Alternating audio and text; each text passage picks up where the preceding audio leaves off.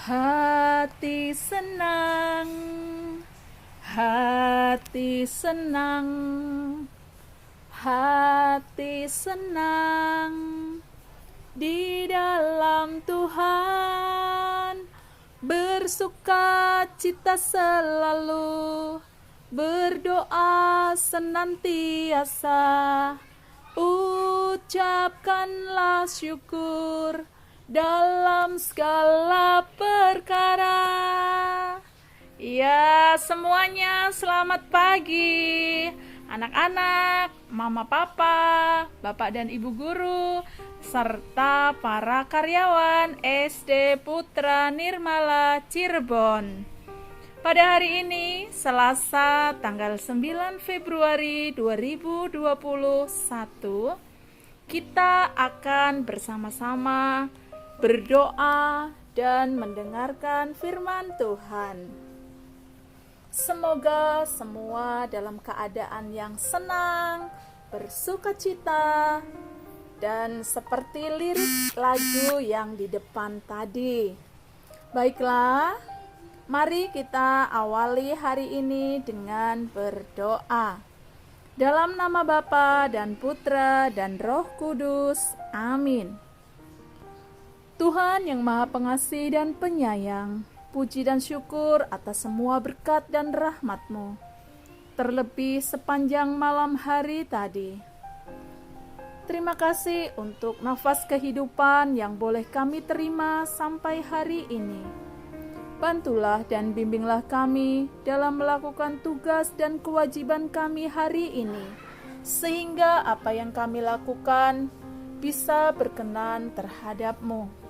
Kami juga mohon ya Tuhan untuk mereka semua yang sedang sakit, kiranya Engkau jamah mereka, kiranya Engkau sembuhkan mereka. Kami juga mohon padamu ya Tuhan, hindarkanlah kami dari penyakit COVID-19 yang selalu membuat kami khawatir. Tuhan, kami percaya apa yang terjadi terhadap kami adalah kehendak-Mu. Biarkanlah kami menerimanya dengan penuh rasa syukur dan sukacita. Terima kasih Tuhan. Amin. Bapa kami yang ada di surga, dimuliakanlah nama-Mu. Datanglah kerajaan-Mu. Jadilah kehendak-Mu di atas bumi seperti di dalam surga. Berilah kami rejeki pada hari ini, dan ampunilah kesalahan kami, seperti kami pun mengampuni yang bersalah kepada kami. Dan janganlah masukkan kami ke dalam pencobaan, tetapi bebaskanlah kami dari yang jahat. Amin. Dalam nama Bapa dan Putra dan Roh Kudus. Amin. Mari kita siapkan hati kita untuk mendengarkan Sabda Tuhan yang akan dibawakan oleh Bapak Antonius Triwidaya. Bacaan Injil diambil dari Injil Markus bab 7 ayat 1 sampai dengan 13. Kamu mengabdikan perintah Allah untuk berpegang pada adat istiadat manusia. Pada suatu kali, serombongan orang Farisi dan beberapa ahli Taurat dari Yerusalem datang menemui Yesus. Mereka melihat bahwa beberapa orang murid-Nya makan dengan tangan najis, yaitu dengan tangan yang tidak dibasuh. Sebab orang-orang Farisi seperti orang-orang Yahudi lainnya tidak makan kalau tidak melakukan pembasuhan tangan lebih dulu, karena mereka berpegang pada adat istiadat nenek moyang mereka. Dan kalau pulang dari pasar, mereka juga tidak makan kalau tidak lebih dahulu membersihkan dirinya. Banyak warisan lain lagi yang mereka pegang, umpamanya hal mencuci cawan, kendi, dan perkakas tembaga.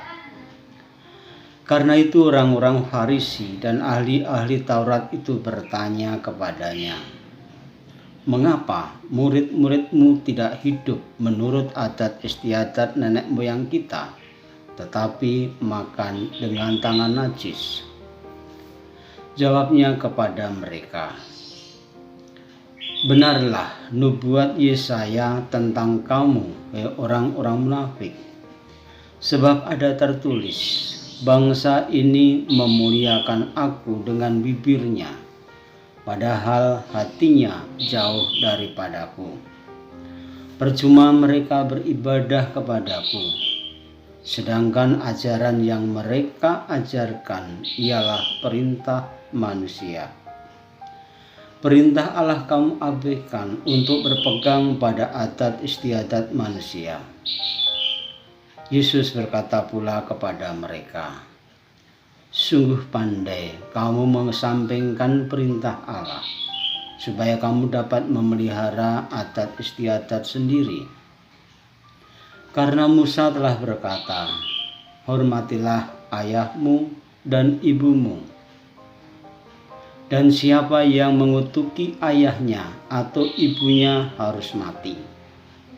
Tetapi aku berkata kepadamu, kalau seorang berkata kepada bapaknya atau ibunya, apa yang ada padaku yang dapat digunakan untuk pemeliharaanmu sudah digunakan untuk kurban, yaitu persembahan kepada Allah, maka kamu tidak membiarkan lagi berbuat sesuatu apapun untuk bapaknya atau ibunya. Dengan demikian firman Allah kamu nyatakan tidak berlaku demi adat istiadat yang kamu ikuti. Dan banyak hal lain seperti itu yang kamu lakukan." Demikianlah Injil Tuhan. Terpujilah Kristus. Anak-anak, Papa, Mama, dan Bapak Ibu sekalian yang terkasih dalam Kristus. Sering ada ketegangan antara iman dan kebiasaan hidup sehari-hari, antara perintah agama dan aturan di tempat kerja dan jabatan, antara hukum Allah dan perintah manusia, antara perintah Allah dan adat istiadat manusia. Keduanya kadang sulit didamaikan. Itu yang kita dengar dalam bacaan Injil hari ini. Pertanyaannya, mana yang paling mendasar dan menjadi tiang dalam hidup manusia? Perintah Allah tidak boleh dikesampingkan demi adat istiadat manusia. Mendamaikan keduanya adalah yang ideal, namun tidak selalu gampang. Kemurnian hati dan keutamaan hidup yang mendatangkan kebahagiaan di dunia dan keselamatan di akhirat menjadi tujuan utama dari semua aturan. Karena itu, yang paling penting adalah soal disposisi batin dari penerima dan pelaksana kedua jenis perintah atau prinsip hidup tersebut. Kebersihan dan penampilan luar memang penting, tetapi yang paling penting adalah hati dan jiwa bening. Karena inilah tujuan semula Allah menciptakan manusia, yaitu menjadi serupa dengan Allah. Manusia diciptakan seturut gambar rupa Allah.